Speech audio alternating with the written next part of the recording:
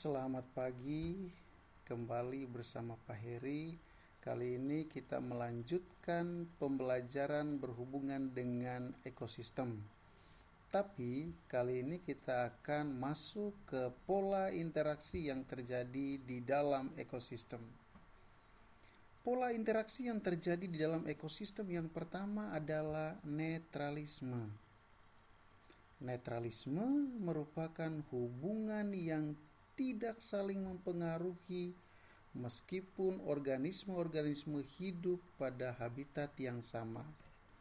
Oke, pada gambar yang pertama ditampilkan 2 ekor ayam dan kucing. Ayam dan kucing itu makanannya berbeda, sehingga keberadaan mereka di habitat yang sama pada waktu yang bersamaan tentunya tidak mempengaruhi ketersediaan makanan, baik itu makanan kucing maupun makanan ayam. Contoh yang kedua, di sini ditampilkan ada seekor burung yang bertengger di punggung seekor sapi. Burung dan sapi berada di tempat yang sama pada waktu yang sama, tetapi keduanya tidak saling mempengaruhi terkait dengan pemenuhan kebutuhan mereka sehari-hari. Pola interaksi yang kedua adalah kompetisi. Kompetisi merupakan bentuk interaksi antara individu sejenis ataupun antara populasi, di mana individu atau populasi tersebut bersaing mendapatkan sarana untuk tumbuh dan berkembang. Nah, pada gambar yang ini ditampilkan ada beberapa ekor kambing. Mereka itu bersaing untuk mendapatkan makanan yang sama.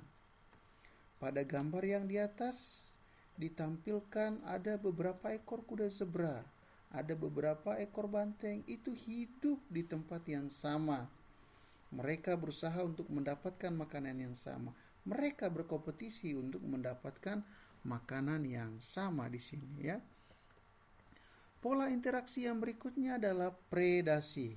Predasi merupakan interaksi yang terjadi antara pemangsa dan mangsa, antara predator dan prey.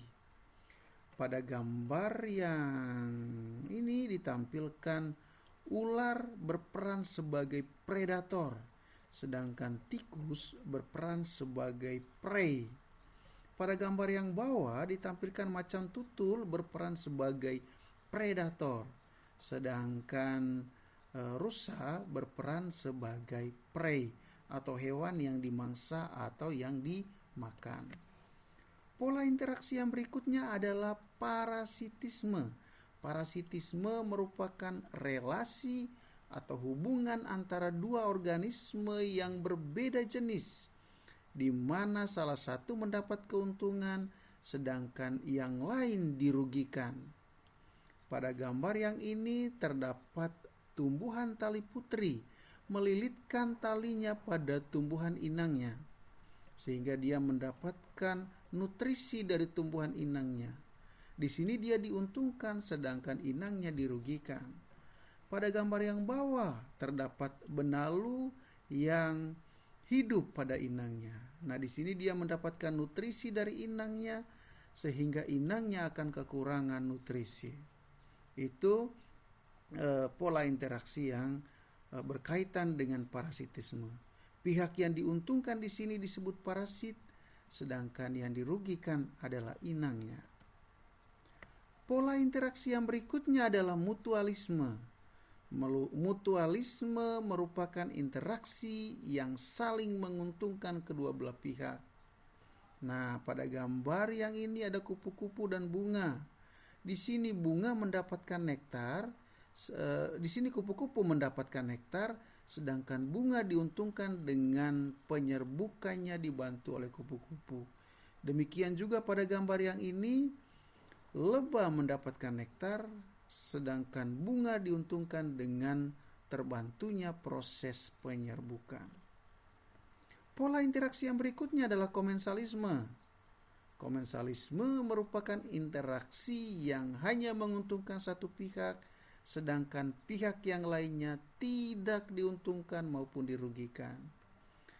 Pada gambar ditampilkan ada relasi antara ikan hiu dan ikan remora. Nah, di sini ikan remoranya diuntungkan.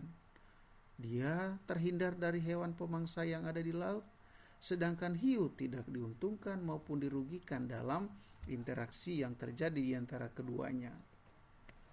Interaksi yang berikutnya adalah amensalisme atau antibiosis. Antibiosis merupakan interaksi yang terjadi di mana salah satu organisme menghambat pertumbuhan organisme yang lainnya. Pada gambar ditampilkan pohon walnut. Nah, pohon walnut ini dia menghasilkan zat alelopati. Zat alelopati yang dihasilkan kemudian tersebar di sekitar pohon walnut tersebut. Dampaknya, rumput yang ada di sekitarnya tidak dapat hidup. Jadi di sini zat alelopati yang dihasilkan oleh pohon walnut menghambat pertumbuhan rumput yang ada di sekitarnya. Nah, itu tadi pola interaksi. Sekarang kita lanjutkan ke saling ketergantungan di antara komponen biotik. Yang pertama adalah rantai makanan.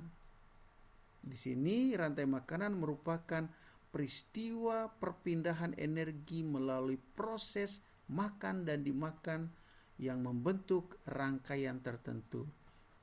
Nah, di sini ada gambar produsen. Produsen merupakan sumber makanan bagi herbivora atau konsumen pertama. Konsumen pertama merupakan sumber makanan bagi konsumen kedua. Konsumen kedua merupakan makanan bagi konsumen ketiga dan seterusnya sampai konsumen puncak. Jadi mereka membentuk rantai makanan.